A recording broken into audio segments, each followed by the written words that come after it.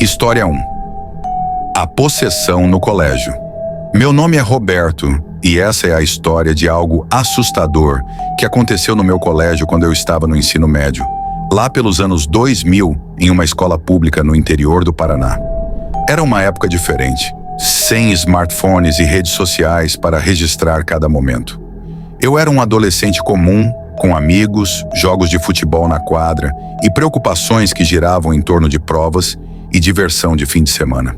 A escola onde estudávamos era antiga, com aquelas construções de tijolos expostos e corredores que pareciam intermináveis. Em dias de chuva, o lugar ficava com um ar sombrio, o que dava uma sensação ainda mais estranha.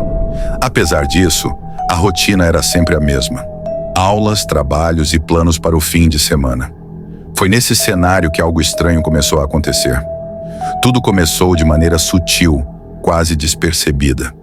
Algumas salas de aula começaram a ter um clima pesado, como se algo invisível estivesse presente. No início, achamos que era só coisa da nossa cabeça, mas aos poucos percebemos que não era tão simples assim. Numa quarta-feira de manhã, durante uma aula de física, eu senti um frio repentino na sala, mesmo com o calor do lado de fora.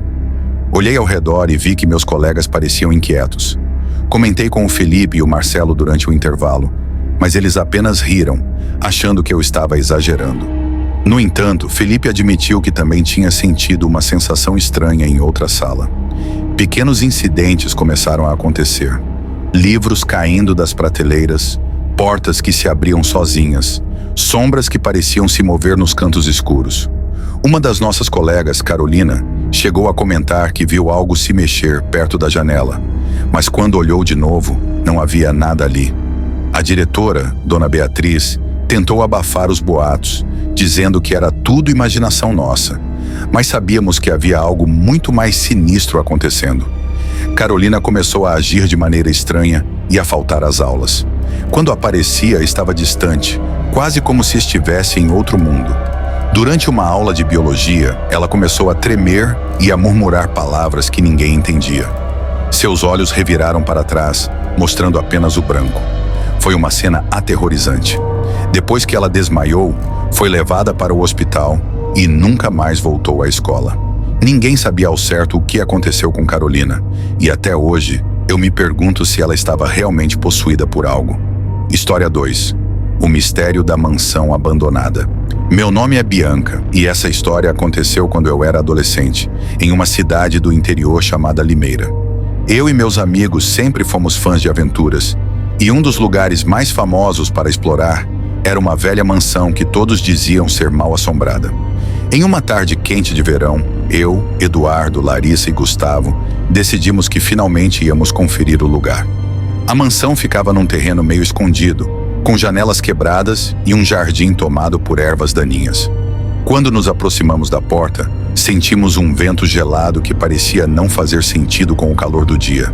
Ao entrar, sentimos como se estivéssemos invadindo um lugar que não nos pertencia.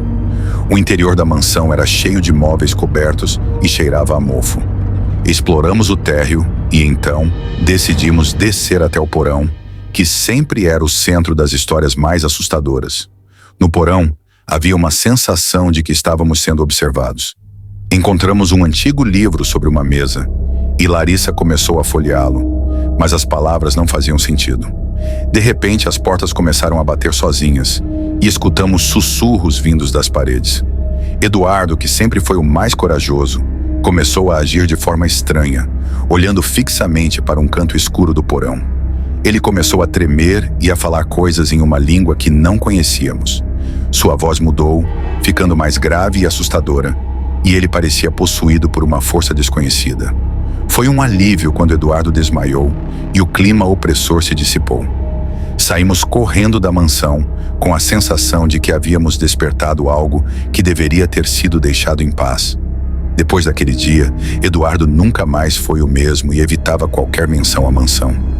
Nós também nunca voltamos lá, pois sabíamos que algo muito além do natural nos esperava naquele lugar sombrio.